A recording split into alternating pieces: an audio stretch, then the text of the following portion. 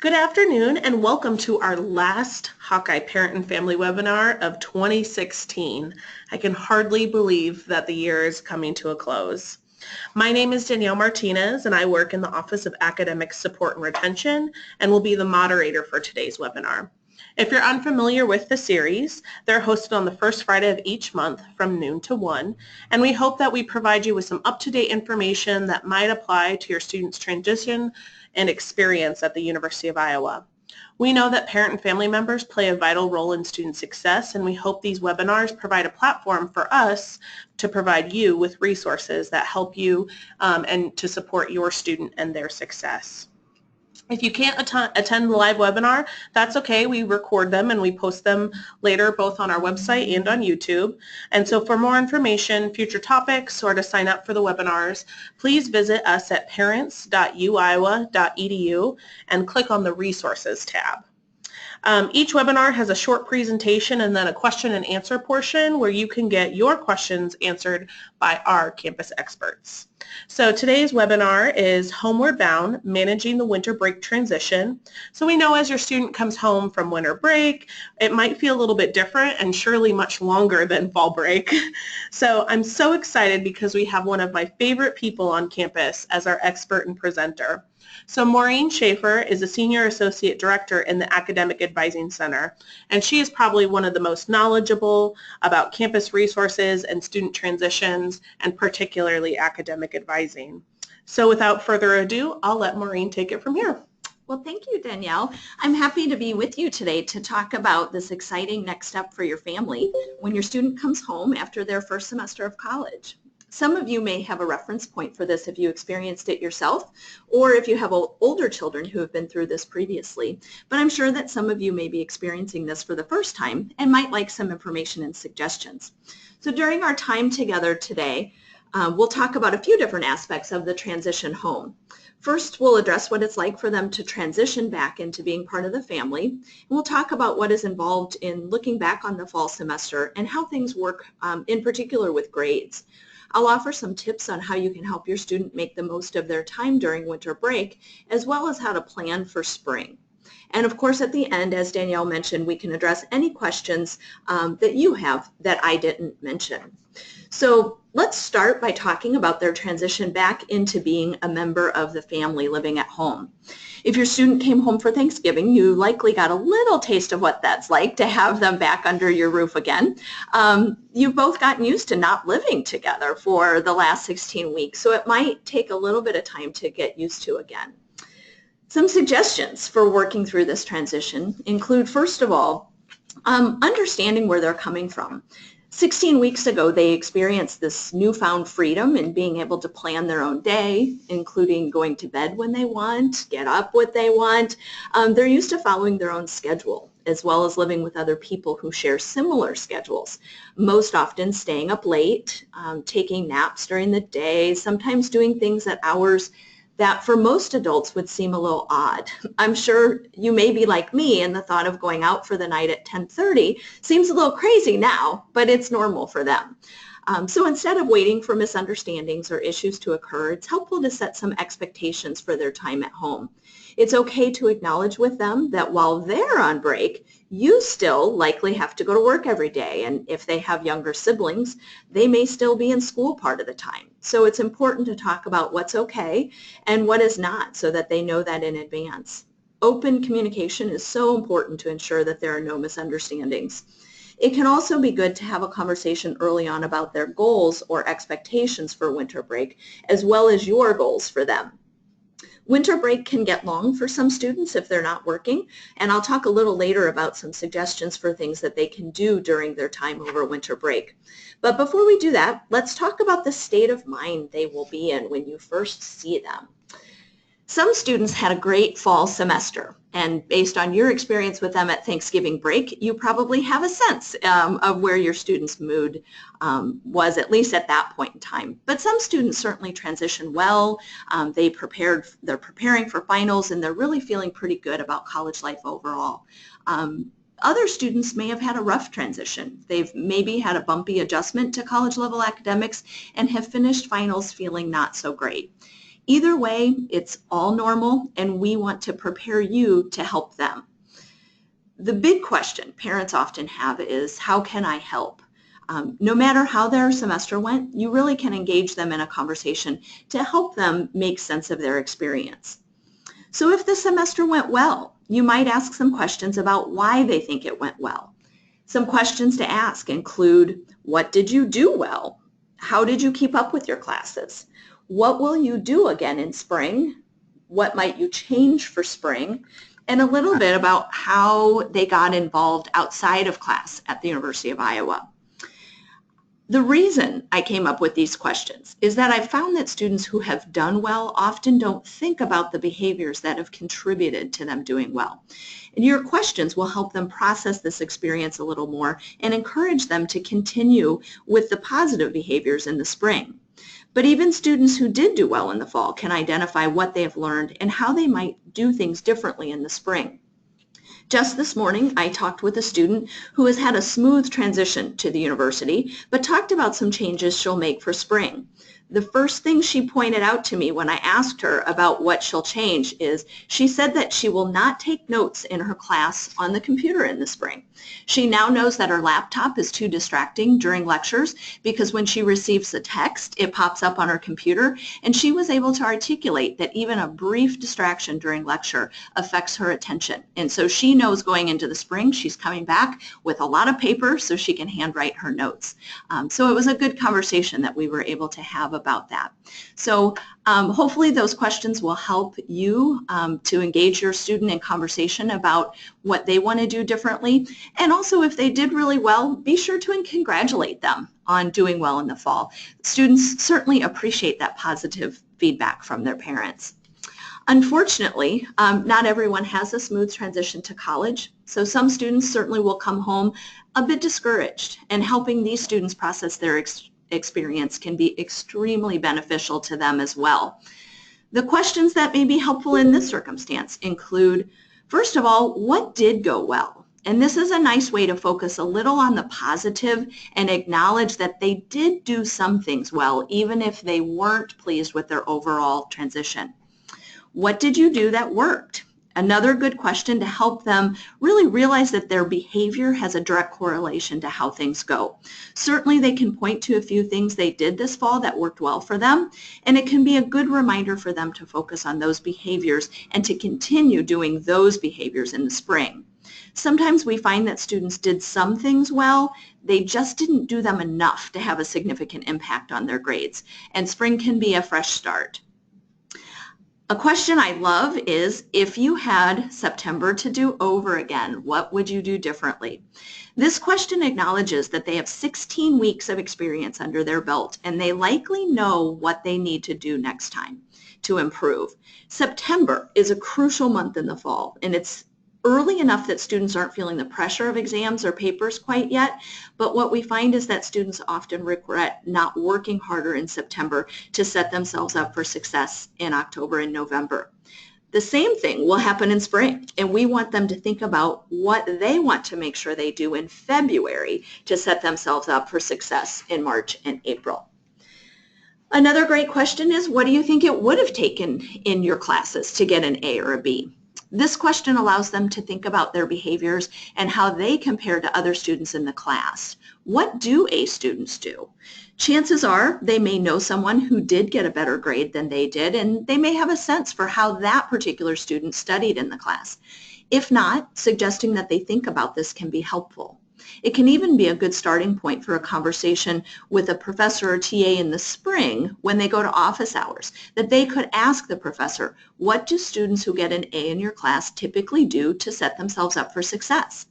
It's through this process that students realize that students who get A's and B's typically put in a lot of time studying, they always go to class, they typically read before class, and they review the material on a regular basis, not just before the test. These are skills that can be learned and practiced in the spring semester, all in an effort to have a better outcome. I think it can also be great to ask students about their experience outside of class. I like this question because it gives them a little bit of a break from talking about academics. What did they enjoy in their first semester at Iowa? Do they have a part-time job they like, or was there an extracurricular activity that was of particular interest? What students don't realize is that every experience they have will provide clues as to what they like to do and a little more about their strengths. Perhaps talking about the connection between their outside of class experiences and their major plans could be helpful as they move into the spring semester. I have a colleague who introduced me to this saying from Soren Kierkegaard: life can only be understood backward, but it must be lived forward. And as I think about the transition for students to university life, it really is meaningful with our work with students. The reason we like to ask questions and prompt them to process their experience is that things really can be better understood looking backwards. And that's important for students to know, that this is a developmental process, and what's most important at this point is how they're going to approach the spring semester. So let's talk for a few minutes about grades, because I know that will likely be part of your conversation when your student arrives home. Next week, when students arrive home, they'll likely not know their grades yet. The deadline for professors to submit final grades is not until December 21st, which is the Wednesday of the week after finals. Students will be able to see their final grade report sometime during the day on December 22nd or 23rd. Our registrar's office tells us that it's during the 22nd and 23rd that their final transcripts will show up online. So if your student doesn't see it right away on December 22nd, they shouldn't panic, but they should continue to check their MyUI account. The university does not send printed grade reports to students' homes, but students check their grades on their MyUI account. And as you can see from this screenshot, the tile menu that displays on their MyUI account has a few options for grades, one for grades and one for grade report. Prior to seeing their final grade report on the 22nd or 23rd, they can click on grades to see their projected grades from fall. When professors submit final grades, the grades show up on this grade screen right away. So students might start seeing these as early as finals week. This is simply a listing of the grades that have been reported, but they don't see their grade point average on this screen or any other information that's typically found on a final grade report. They have to wait for final grades to see that information on the grade report.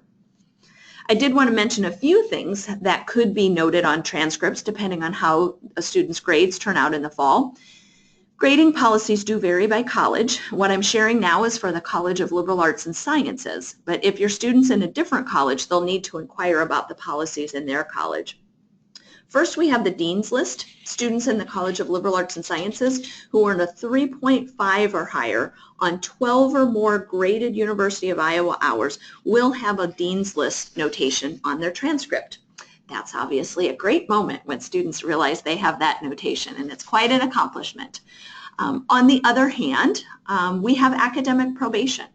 Again, this can vary by college, but in the College of Liberal Arts and Sciences, they require students to have a 1.85 or better grade point average to be in good standing if they have 29 or fewer hours. And students who have earned 30 or more hours need to be at a 2.0 to be in good standing. Anything below 2.0 is academic probation.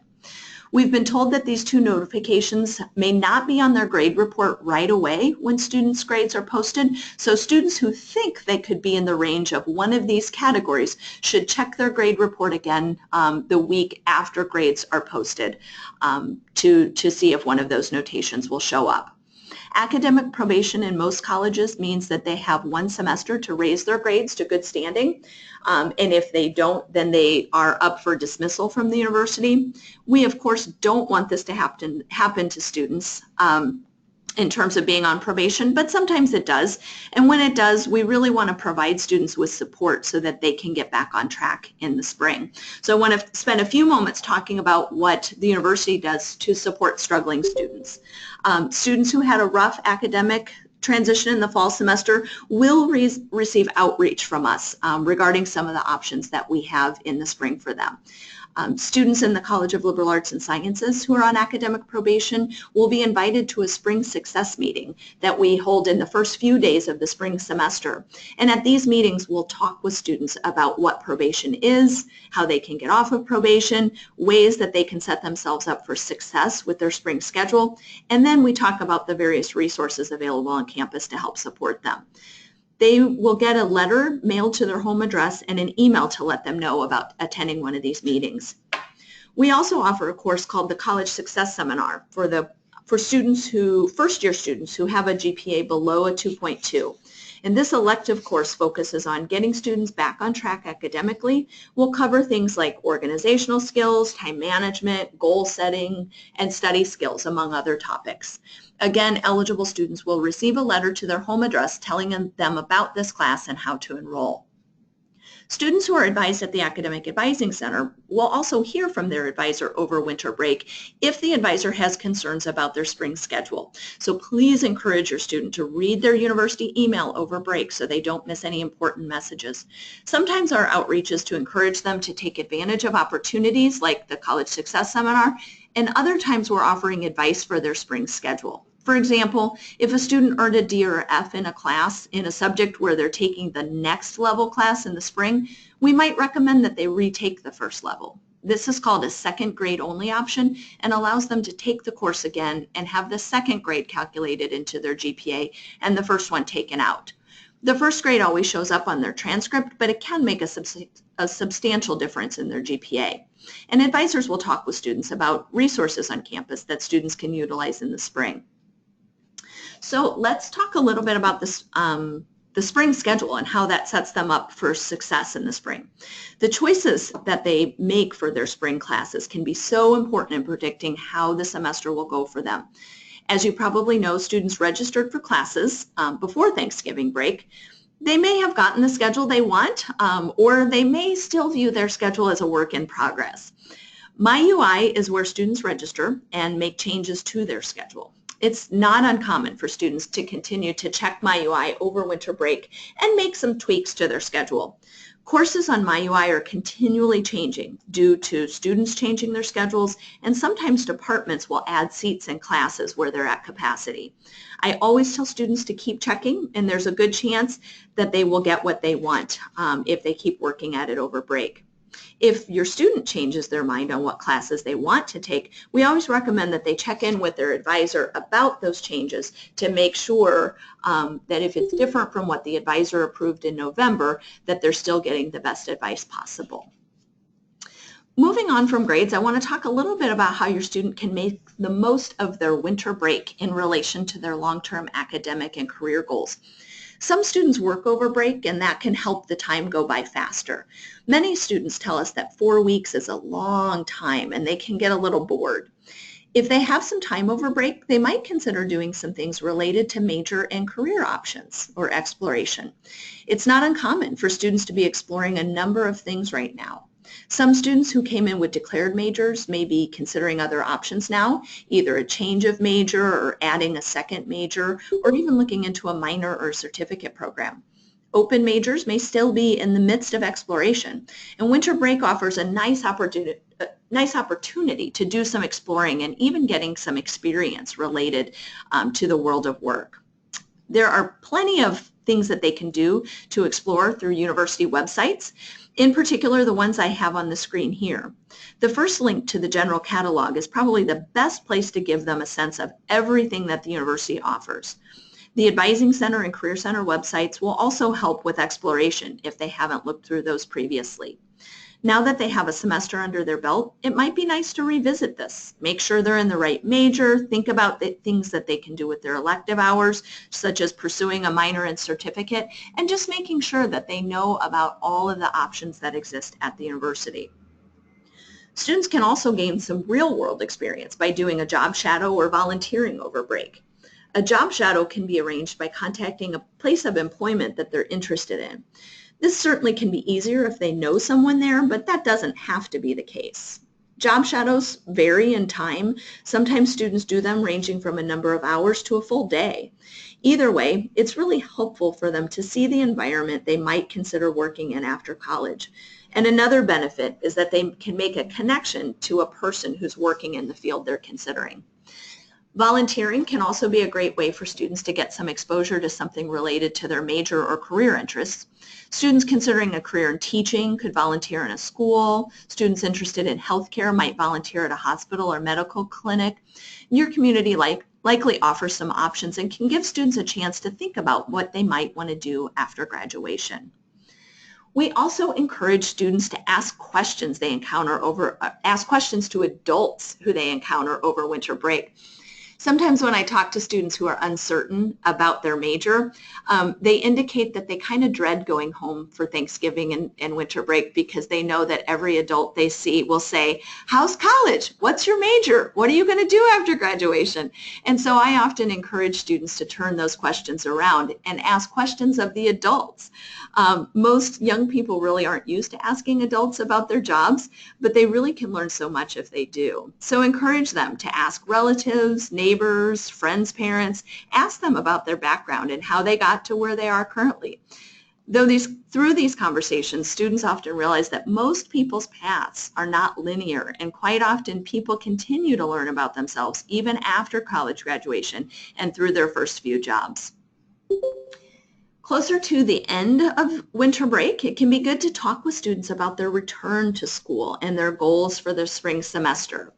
Typically, these come from your initial discussion about how the fall semester went, but you can kind of return to some of the things they mentioned at that time.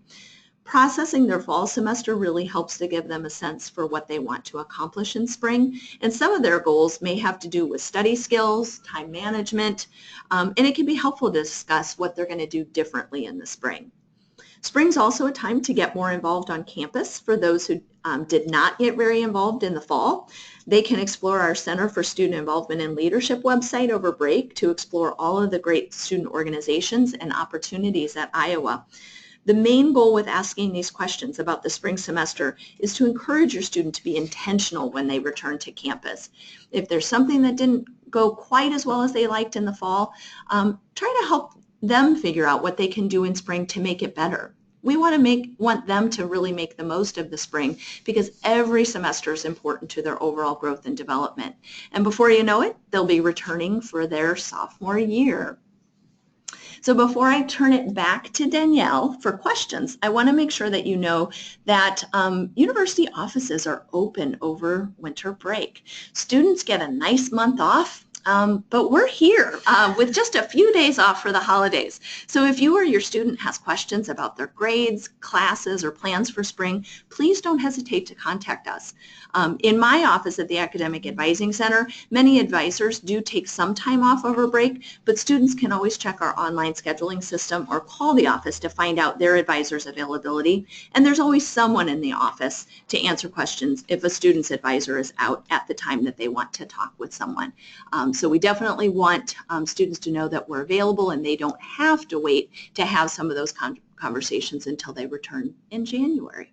So I'll turn it over to Danielle. Great. Thank you so much, Maureen, for all the great information about both the transition from family and academic and particularly spring planning. So we're now going to move into the question and answer portion of our webinar. Please remember that we have lots of folks attending, and so Maureen isn't able to answer questions about specifics about your student experience, but can provide sort of overall information that might be helpful in guiding your student.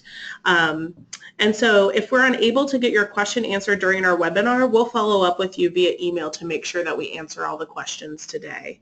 So if you have a question, feel free to type it into the question box.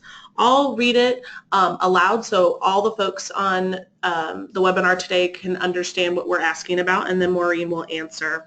So it looks like our first question is, for students who might have a higher GPA, can they take the College Success Seminar and would it benefit them? That is a great question.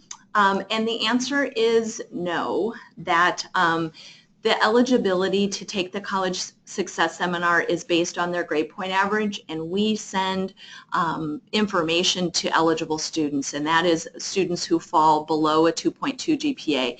Part of that is because of resources, because we have a certain number of sections of that class, and we want to make sure that students who really do need the help with academics are able to take advantage of that opportunity. The course really focuses on making academic changes, and so students who are really in a position where they need to make a lot of change from first semester are definitely going to get the most out of it. I would say if you have a student who is above a 2.2 but is really curious about opportunities for academic assistance, that would be a great conversation that they could have with their advisor, because we have those conversations all the time about taking advantage of opportunities on campus to improve college level academics. So our next question is about a student who has had a pretty good first semester, but is really still unsure about their major, and not really sure what to do. And so where should that student go first? And then also, can a parent come and meet with someone and their student over break? Mm-hmm. Absolutely. So I think this is more common than you think, that sometimes even after making their way through the first semester, a student still may not be at the point where they've narrowed things down to really know where they want to focus major-wise. So winter break is a great time for those conversations to take place and for work on that exploration process to take place. What I would encourage you to do first is to talk with your student about maybe some of the things that they and their advisor talked about in the fall, and if they took any steps in the fall to kind of move them in the direction of exploration. We have handouts in our office that students fill out that we use as part of our conversation. We make referrals to the Career Center, and the Career Center has some assessments, career assessments for students to take that can be a nice part of the process. So there are things that you can do from afar, and certainly we would be happy over winter break, probably my office or the Career Center, to have a parent come along with their student to talk about these types of things and the exploration process. What we find sometimes during the academic year is that students are so focused on studying and their classes, which is what we want them to do, but sometimes they don't have as much time to really focus on the exploration, and winter break can be a really good time to do that. Yeah, I think one of the good caveats that you talked a little bit about, Maureen, is to make sure that the parent comes with the student. So to make sure that the student is part of that conversation. So we have another question, which is about a student who had been assigned a new advisor in their department. So going from the academic advising center to departmental advising, what will be different? And does he need to do anything differently? Mm-hmm. That's a great question. So academic advising can vary depending on a student's particular major, as well as how many hours a student has earned. So if your student has come into Iowa with college credit already, it may be the case that in the spring semester their advisor will change, because in their particular major, for many departments in the College of Liberal Arts and Sciences, once they have more than 24 hours, they move to their academic department for advising. And that advising could vary. It could be a professional advisor in that particular department, or it could be a faculty advisor. Hopefully, your student talked to their academic advisor at the Academic Advising Center about the transition and what they can expect. I would encourage your student to make contact with that advisor early in the spring semester if they have specific questions, but then touch base sometime in February. The Academic Advising Center, because we're working with a lot of students who are still in exploration, we have a pretty set system of having planning appointments kind of midway through the semester, and then we have registration appointments later in the semester. Students find that when they transition to their academic department for advising, that the system is not as structured, but the advisors are available if students have questions throughout the semester, and then most often they have to see somebody at registration time. So I would encourage your student to be proactive in that process and reach out and meet that advisor early in the spring semester. Excellent. That looks like that might be all the questions we have for today. And so I just want to take the last opportunity to once again thank you so much, Maureen, for joining us today and giving all your expertise on quite a variety of topics. So just as a note, all webinars are posted online, both on YouTube and our website, uc.uiowa.edu/family resources, or parents.uiowa.edu under resources. So if you were unable to get a question maybe that you had and didn't ask during the webinar, feel free to send additional questions to uc-retention uiowa.edu for a response from a University of Iowa staff member. Please join us for our next webinar. So we'll be skipping January since it's winter break, and hopefully you'll be having some good times with your students. So we'll be back in February in 2017. Wow, I can't even believe it. From noon to 1 about academic support resources, which will be hosted by our office, Academic Support and Retention. Thanks so much for joining us today, and we hope you have a great rest of 2016. On Iowa, go Hawks!